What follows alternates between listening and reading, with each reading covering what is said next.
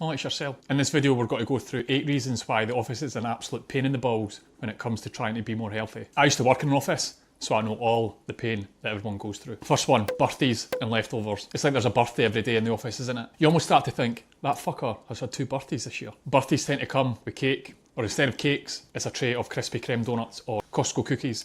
It's funny that the office is basically the step before the bin. Or there's a party at the weekend with food left over, and that's fine, I'll just take it in the office. There's people in there that'll eat it. Same as barbecues and all those kind of events. It's basically the person who brought it in saying, this is no longer my problem, you can fucking deal with it. Next one is snacking. There was a person I used to work with, and they used to buy a pack of kettle chips, the big share bags of crisps, and they used to say, oh, well, this share bag is cheaper than the smaller bags.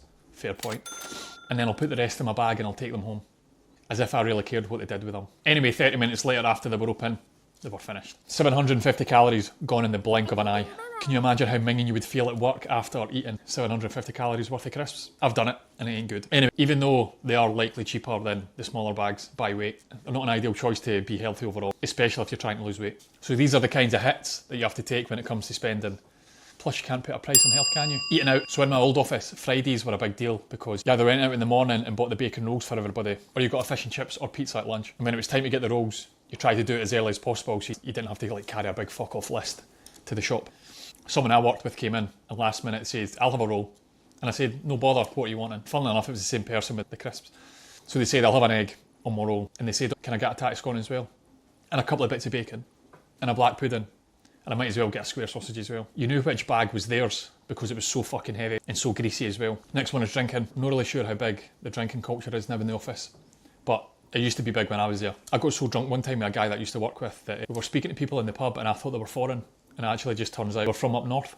Anyway, won't bash how bad drinking is for you. There's nothing good that comes from drinking long term, and try and tell me I'm wrong, but it can be enjoyed, like everything, in moderation. And we do need to live a little, don't we? Travelling. So when I was an apprentice, I used to get 70 quid a day just to spend on food. And this was usually down in Birmingham. Miller and Carter made an absolute fortune off us. One of the other apprentices I went out for food with him, and we're sitting at a table and he says, could you not sit across from me because it looks like we're gay? And I was like, but sitting in the chair right next to you will make us look less gay. Nothing wrong with being gay, obviously. It's just a joke. Well, it's just a funny story. Chances are when you're travelling, things are going to get paid for you. So you'll find the place that gives you the best value for money.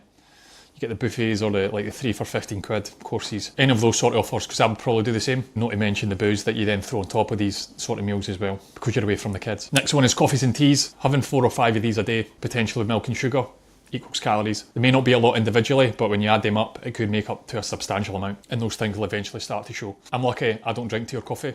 It gives me the creeps. Drinking hot boiled leaves or fucking boiled beans, it makes no sense to me. These tea or coffees could be bought from Starbucks or Costa Coffee, and they can be massively caloric depending on the ones that you pick. A note on caffeine as well. The later on in the day you have your coffee, the more likely it's going to affect your sleep, and then that could then affect the rest of your day, then kick into your next day and so on and so on. Like being tired, making poor choices and things like that. Being inactive in the office. There was one fucker in my office who every time he was on a call on his headphones, he'd pace back and forward up and down the aisle, but he would do it in his bare feet. It was absolutely mental, and he was so loud as well.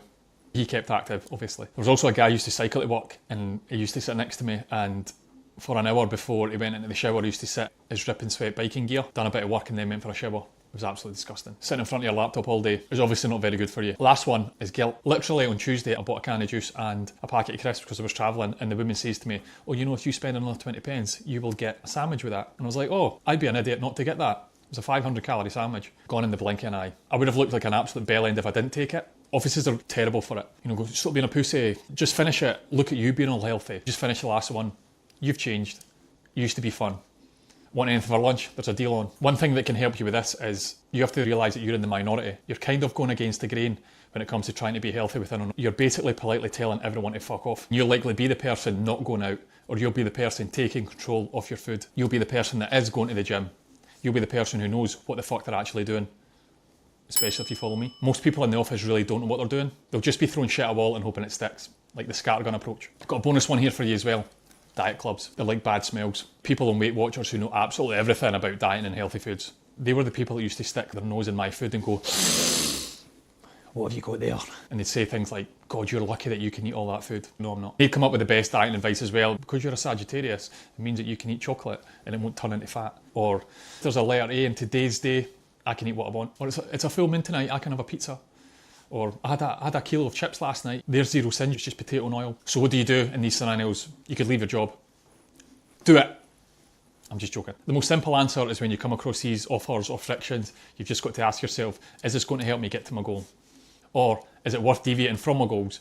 Some people will be like, live a little, James, and I completely agree, but some people's health is more important. If you gave me a choice to avoid going out for 12 weeks to increase my chances of playing with my kid and potentially living to see my grandkids, you'd be getting totally fuck off. Or if it's got to help me look better naked, which means my partner would appreciate it more and improve that relationship overall, I think you'd be able to survive those 12 weeks. You may have to be a party pooper sometimes, but for a good reason, and that's just life. Once sorted though, you can potentially ease back into the above kind of things with a bit more balance and the power to say, I don't think it's a good idea. You then start making better decisions, because if you go back to the decision you did before, you'll end up looking like you did before. It's mental when that happens. When you go back to your old habits, you turn into the same person. Side note before we get into some general tips to help you out, I think people would hate their job less if they take care of themselves outside of their work.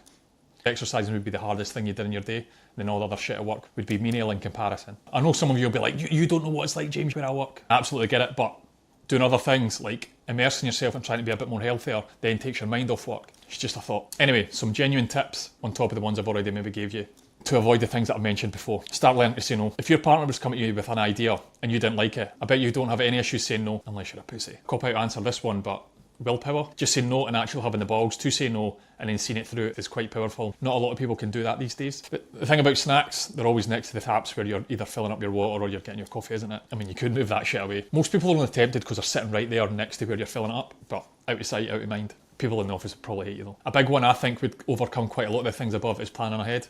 Plan meals in advance, plan exercise as well in advance. Plan these two things around your work day to keep the goal in mind and motivate yourself to carry on. Prep lunches, bring your gym gear to the office, that kind of thing. Speak to your manager, just say, can I leave 15 minutes early to go to the gym? I'll make up those minutes when I come back in tomorrow or something like that.